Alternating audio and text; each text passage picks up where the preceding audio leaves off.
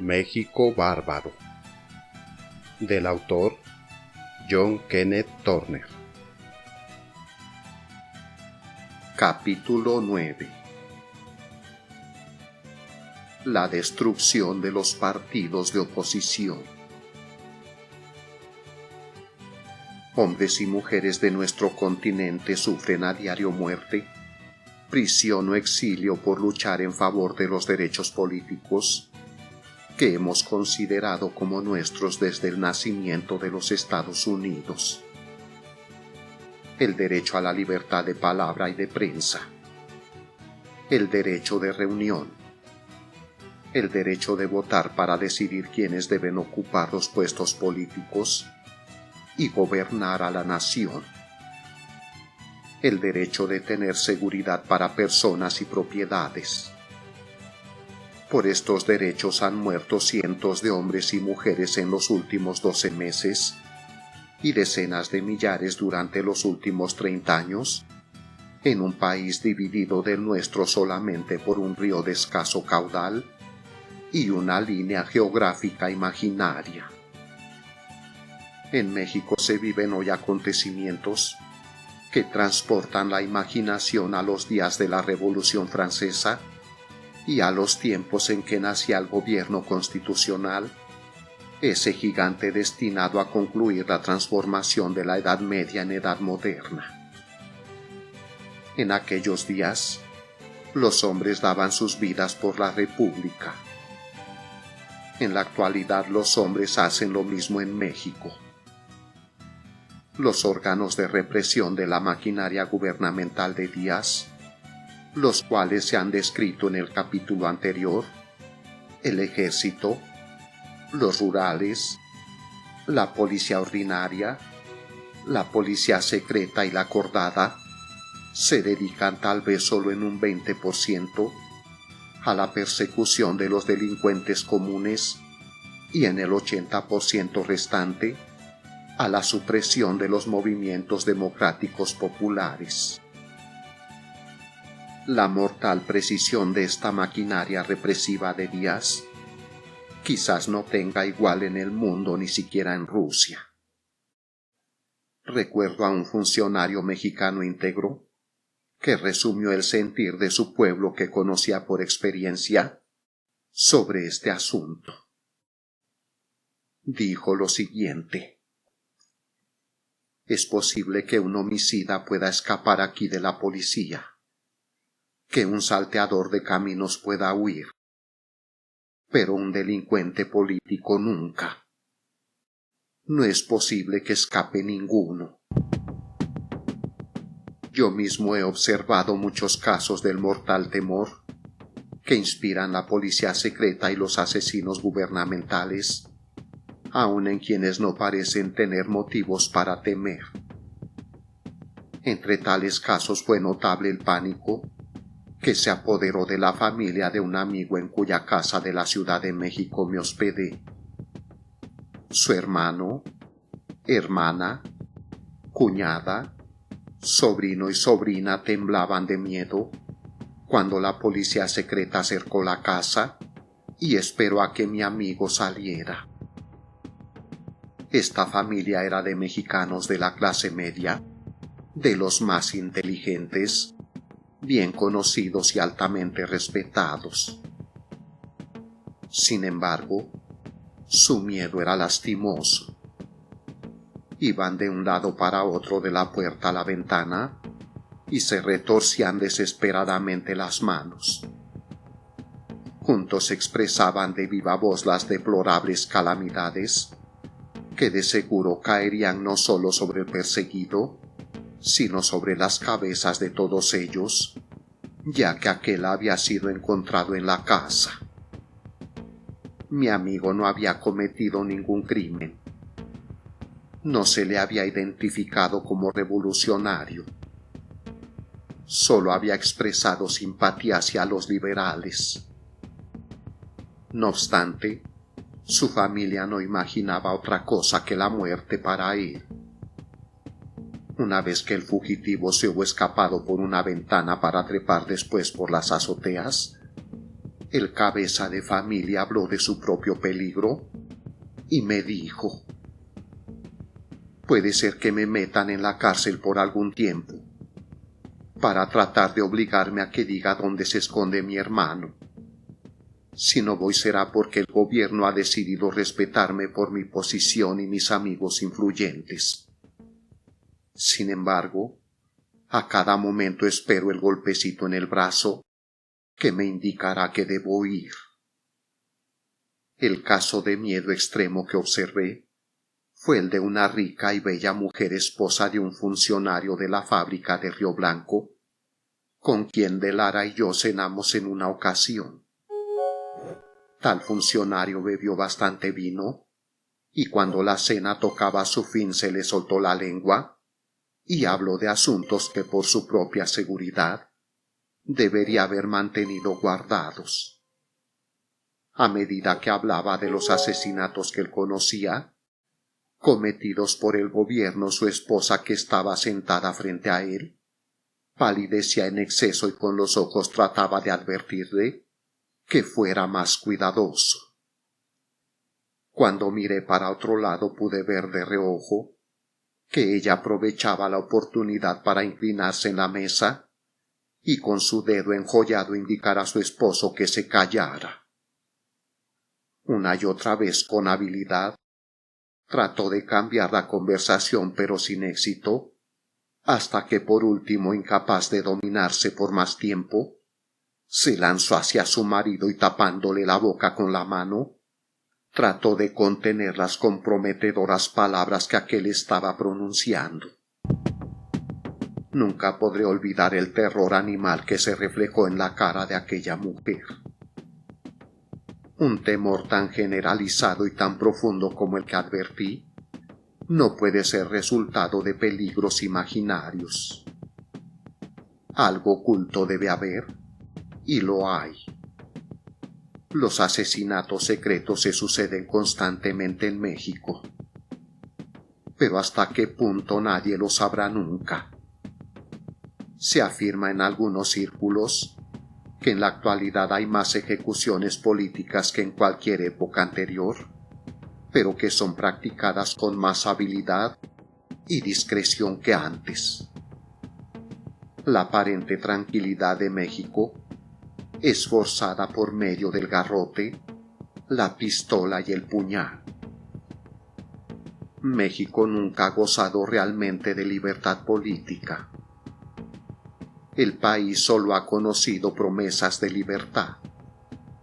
Sin embargo, estas promesas han ayudado sin duda a mantener a los mexicanos patriotas en la lucha por su cumplimiento, aunque sean muy grandes las desigualdades en su contra. Cuando Porfirio Díaz se apoderó del gobierno de México, en 1876, parecía ganada la batalla mexicana por la libertad política. Se había expulsado del país al último soldado extranjero. Se había quebrantado la asfixiante opresión de la Iglesia sobre el Estado. Se había inaugurado un sistema de sufragio universal y adoptado una constitución muy parecida a la de los Estados Unidos. Por último, el presidente Lerdo de Tejada, uno de los constituyentes, comenzaba a establecer el régimen constitucional. La revolución personalista del general Porfirio Díaz, que solo venció por la fuerza de las armas después de haber fracasado 2 veces, detuvo repentinamente el movimiento progresivo. Desde esa época, el país se ha retrasado políticamente año tras año. Si humanamente fuera posible detener el movimiento en favor de la democracia, matando a los dirigentes y persiguiendo a quienes tuvieran contacto con ellos, hace mucho tiempo que la democracia hubiera muerto en México, puesto que los jefes de todos los movimientos políticos de oposición al presidente Díaz, por muy pacíficos que hayan sido sus métodos o muy digna su causa, fueron asesinados, encarcelados o expulsados del país. Como se demostrará en el próximo capítulo, esta afirmación es completamente válida aún en el momento actual. Describiré con brevedad los más importantes movimientos de oposición. El primero ocurrió al finalizar el primer periodo del presidente Díaz. Su propósito fue la reelección de Lerdo, quien había huido a los Estados Unidos al adueñarse Díaz del poder. El movimiento fue aplastado del modo más sumario y no tuvo tiempo de hacer el menor progreso y salir a la superficie. Los dirigentes fueron considerados como conspiradores y tratados como si fueran reos de traición. Peor aún en realidad, puesto que ni siquiera se les sometió a un simulacro de juicio. Una noche del mes de junio de 1879, 9 hombres prominentes ciudadanos de Veracruz fueron sacados a rastras de sus camas y de acuerdo con la orden telegráfica del general Díaz. Mátalos en caliente. El gobernador Mier y Terán los alineó ante una pared y los fusiló. Aunque este incidente haya sucedido hace 30 años, está perfectamente comprobado. La viuda del general Mier y Terán exhibe todavía hoy el papel amarillo en que están inscritas las fatídicas palabras. Este hecho se conoce con el nombre de la matanza de Veracruz y es notable más por la importancia de las víctimas que por la cantidad de los que perdieron la vida. Durante los 10 años siguientes a la matanza de Veracruz, hubo 2 mexicanos que aspiraron en diferentes ocasiones a oponerse al general Díaz para ganar la presidencia. Uno de ellos fue el general Ramón Corona, gobernador de Jalisco, y el otro el general García de la Cadena, exgobernador de Zacatecas. Ninguno de los dos llegó con vida al día de las elecciones. Cuando Corona regresaba una noche a su casa, a la salida del teatro fue muerto a puñaladas por un asesino, el cual a su vez fue acuchillado por una patrulla de policía que por extraña coincidencia esperaba en una esquina próxima. García de la Cadena supo que algunos asesinos seguían sus pasos y huyó. Trató de llegar a los Estados Unidos, pero unos bandoleros lo encontraron en Zacatecas y lo mataron a tiros. Todos los asesinos escaparon. Nadie puede probar quién ordenó la muerte de Corona y de García de la Cadena, pero es fácil sacar conclusiones. En 1891, México se agitó por el anuncio de Porfirio Díaz de que había decidido continuar en el poder por un periodo más, el 4.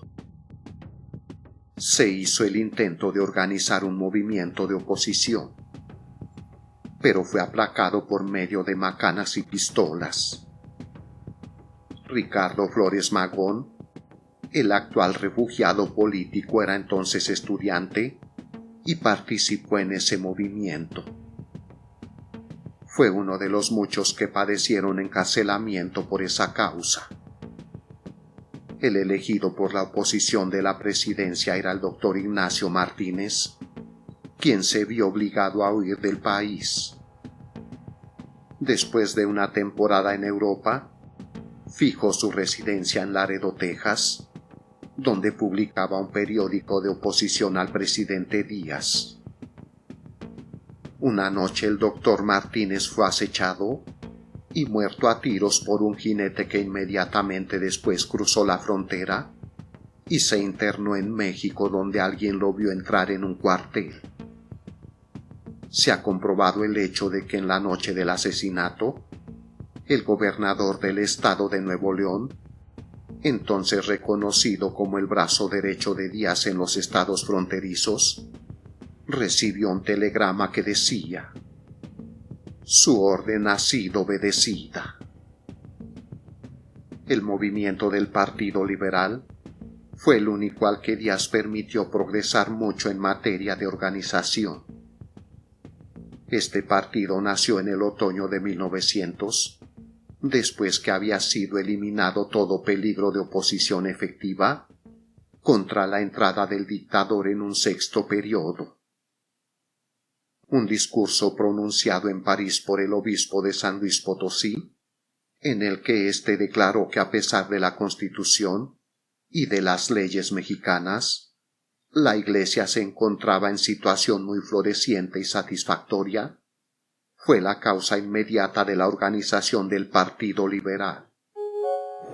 Los mexicanos de todas las clases vieron en el renacimiento del poder de la Iglesia mayor peligro para el bienestar nacional que el constituido por la dictadura de un solo individuo. La muerte tiene que acabar algún día con el hombre y su régimen, mientras que la vida de la Iglesia es eterna. Por eso los mexicanos patriotas arriesgaron una vez más sus vidas y trataron de iniciar otro movimiento para la restauración de la República. En menos de 5 meses después del discurso del obispo, habían nacido en todas partes del país 125 clubes liberales. Se fundaron alrededor de 50 periódicos y se convocó a una convención que se efectuaría en la ciudad de San Luis Potosí el 5 de enero. Fue en febrero. Nota de Chantal López y Omar Cortés, de 1901. El Congreso se reunió en el famoso Teatro de la Paz. Este se llenó de delegados y espectadores.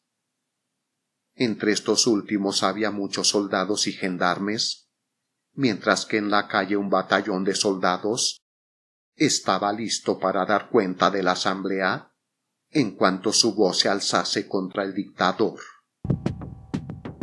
Sin embargo, no se habló de nada tan radical como una rebelión armada, y los diversos oradores tuvieron buen cuidado de no dirigir críticas al presidente Díaz.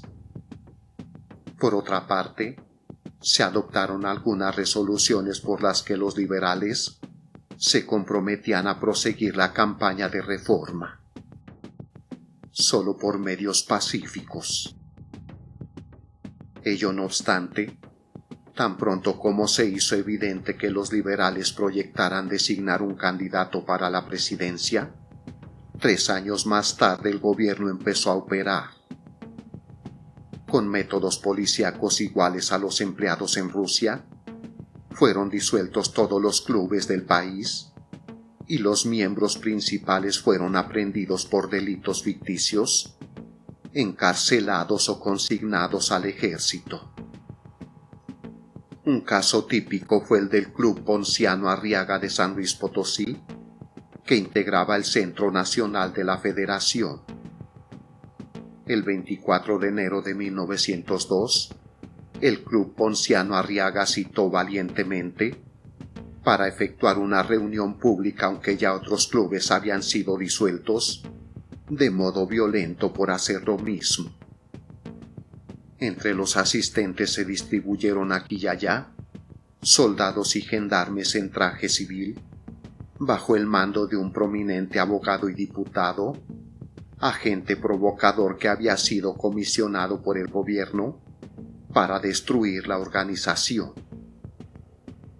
En un momento dado, según Librado Rivera, subsecretario del club, el agente provocador se puso de pie para protestar contra las actividades del club. A esta señal, los disfrazados soldados y gendarmes simularon unirse a la protesta y rompieron las sillas contra el suelo. El jefe disparó algunos tiros al aire, pero los asistentes, genuinos miembros del club, no hicieron el menor movimiento para no dar pretexto a un ataque.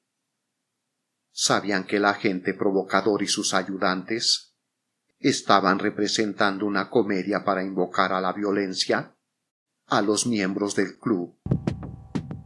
No obstante, apenas se habían disparado los tiros, un grupo de policías invadió la sala, golpeando a derecha e izquierda con sus garrotes. Camilo Arriaga, presidente del club. Juan Saravia, secretario. El profesor Librado Rivera, subsecretario, así como otros 25 miembros, fueron arrestados y acusados de supuestos crímenes, tales como resistencia a la policía, sedición y otros semejantes.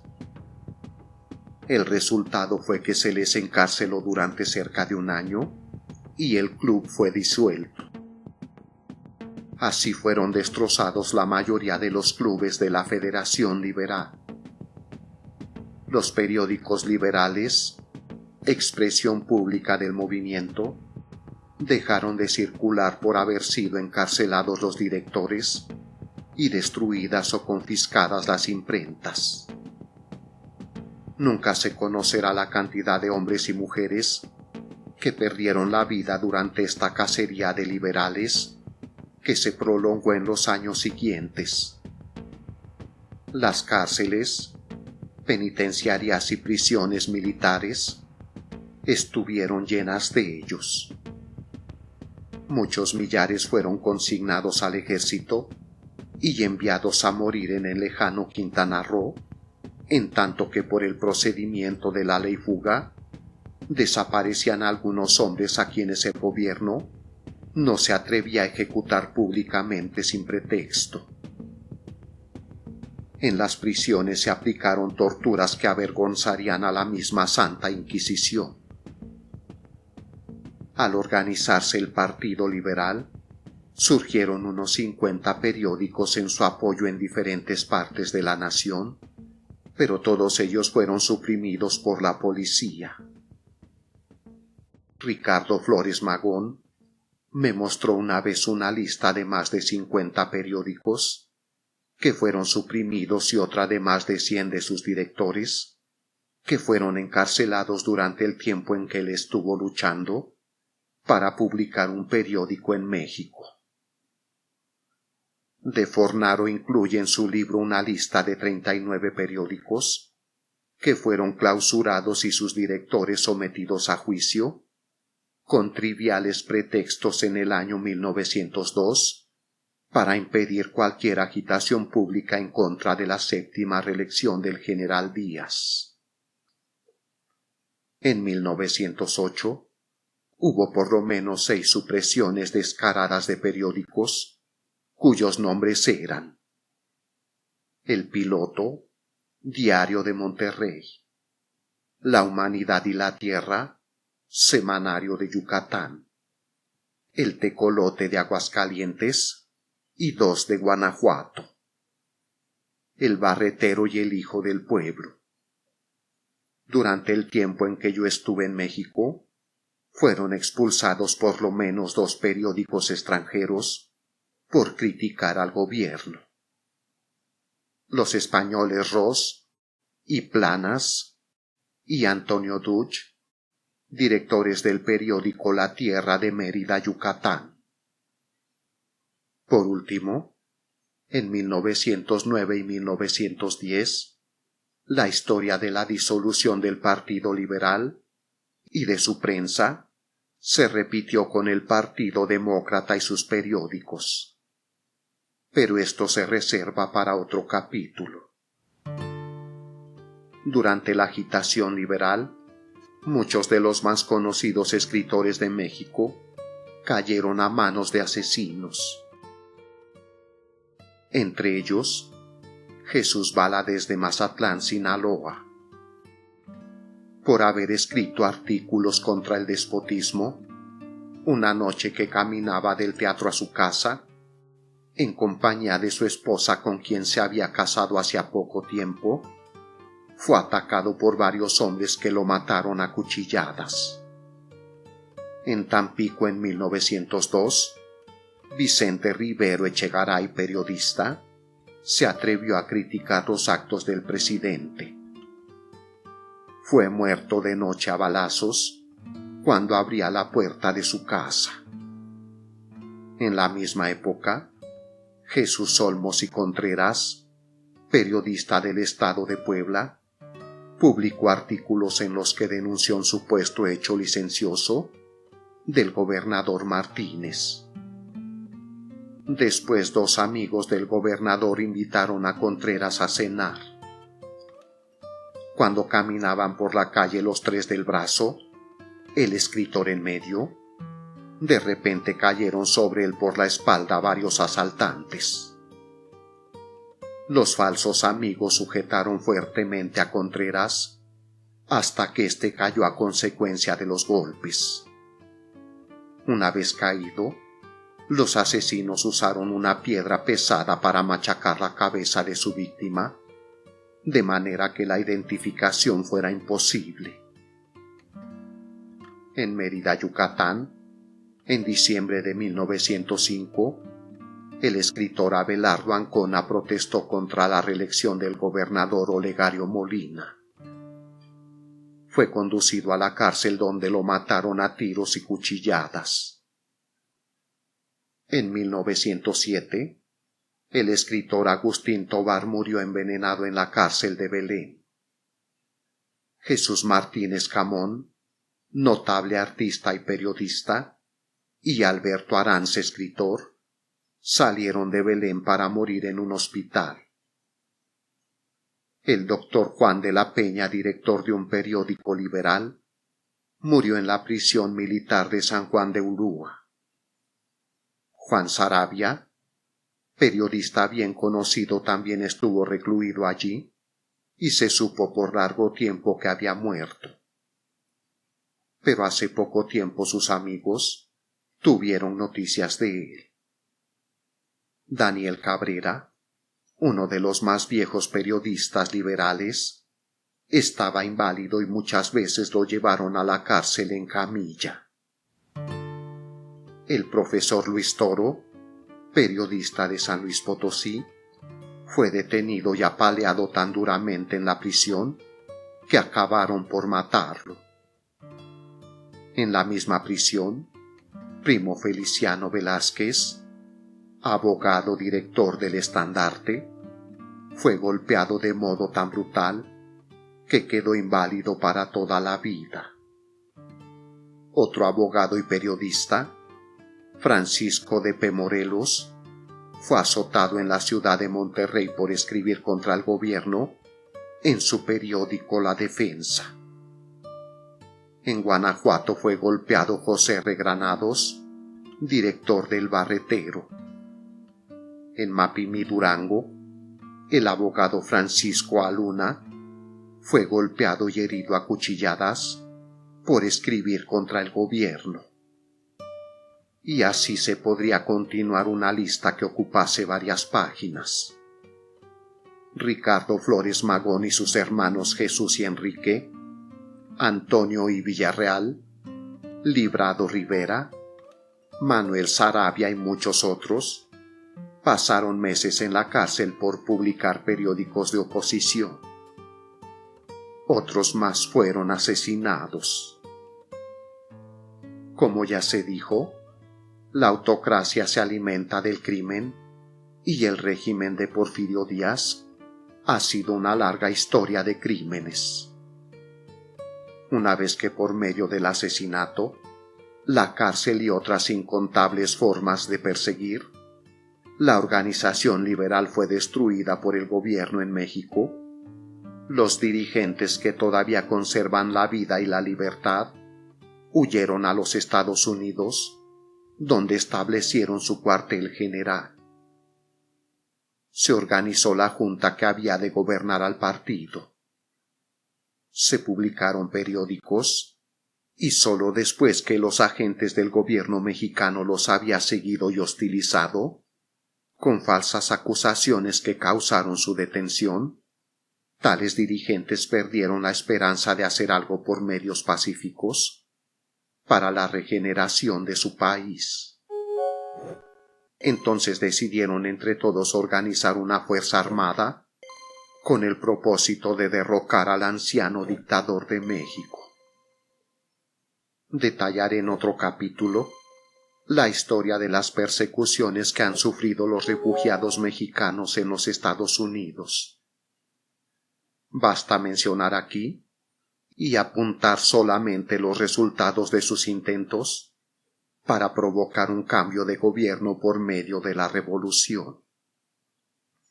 En resumen, el Partido Liberal ha iniciado 2 revoluciones contra Díaz y ambas han fracasado en sus comienzos de modo lamentable por los siguientes factores. 1. Por la eficacia del gobierno para colocar espías entre los revolucionarios y poder así anticiparse a ellos. 2. Por los severos métodos aplicados en la represión. Y 3. Por la cooperación efectiva del gobierno de los Estados Unidos, puesto que las revueltas tenían que ser dirigidas necesariamente desde el lado norteamericano. El primer intento de revolución liberal debió haber ocurrido en septiembre de 1906. Los rebeldes sostienen que tuvieron 36 grupos parcialmente armados dentro de México y dispuestos a levantarse en el momento oportuno. Esperaban que a la primera demostración de fuerza, los componentes del ejército desertarían y combatirían bajo la bandera liberal y que los civiles los recibirían con los brazos abiertos. Nunca se sabrá si este juicio sobre el ejército y el pueblo era correcto, pues los liberales no llegaron a hacer una gran demostración de fuerza. Los espías del gobierno delataron a varios grupos, de modo que en el momento de la insurrección, la mayoría de los jefes ya habían muerto o estaban presos en San Juan de Ulúa. La revolución iba a empezar el día del aniversario de la independencia nacional, 16 de septiembre, y la forma en que el gobierno se preparó para ello puede colegirse de la gran cantidad de asesinatos secretos que se cometieron en el país de Díaz, según antes se vio. Hubo 2 grupos liberales que llegaron a levantarse. Uno de ellos capturó la ciudad de Jiménez, Chihuahua, y otro puso sitio al cuartel del ejército en Acayucan, estado de Veracruz. En estas ciudades, algunos civiles se unieron a ellos y durante un día disfrutaron de una victoria parcial. Pero llegaron a cada una de esas ciudades trenes llenos de tropas y en algunos días más, los pocos que quedaban de las fuerzas rebeldes estaban en camino de la cárcel. La concentración de tropas en esos 2 puntos fue algo muy sorprendente. No obstante que, como se dijo, Acayucan está relativamente aislada, llegaron 4,000 soldados regulares a la escena de los acontecimientos dentro de las 24 horas siguientes al comienzo de las hostilidades. La segunda rebelión estaba proyectada para comenzar en julio de 1908. Esta vez los liberales dijeron tener 46 grupos militares listos para levantarse en México. Pero resultó que toda la lucha la hicieron los refugiados mexicanos que cruzaron la frontera desde los Estados Unidos por el río de Texas y otros puntos provistos de armas de fuego compradas en aquel país. Los jefes liberales exiliados manifestaron que el gobierno mexicano se enteró con anticipación de los grupos rebeldes armados que había en México y arrestó a sus miembros antes de la hora fijada. Tal cosa en realidad ocurrió primero en Casas Grandes, Chihuahua, y se dio mucha publicidad al asunto, lo cual hizo que los grupos formados en los Estados Unidos actuasen con premura. También se dice que algunos de los grupos más fuertes fueron delatados por un criminal quien, gracias a su semejanza física con Antonio y Villarreal, secretario de la Junta Liberal, fue liberado de la cárcel de Torreón y perdonado por las autoridades con la condición de que se mezclara entre los revolucionarios, se hiciera pasar como Villarreal y los denunciara. Conozco personalmente 2 casos de unos emisarios que salieron del cuartel general liberal en los Estados Unidos con órdenes para el levantamiento de ciertos grupos y cayeron en los cepos del gobierno poco después de haber cruzado la frontera. No obstante, la rebelión de junio de 1908 sacudió profundamente a México por algún tiempo. La lucha en Coahuila proporcionó a la prensa norteamericana noticias sensacionales durante una semana. Desde entonces, apenas había transcurrido un mes cuando el último de los rebeldes fue capturado y fusilado por las fuerzas superiores de soldados y rurales. Tal fue la rebelión de las vacas, nombre con el que ha sido conocida tanto en los Estados Unidos como en México. Esta rebelión, lo mismo que la anterior, hizo que los agentes de México en los Estados Unidos consiguieran al fin desbaratar la organización liberal en ese país, tan efectivamente como había sido destruida en México. Hasta junio de 1910, en que el Congreso investigó las persecuciones, todos los dirigentes liberales que había en los Estados Unidos estaban encarcelados ocultos y no había mexicano que se atreviera a apoyar de modo abierto la causa del Partido Liberal por temor de ser encarcelado también, bajo la acusación de estar relacionado en una u otra forma con alguna de esas rebeliones.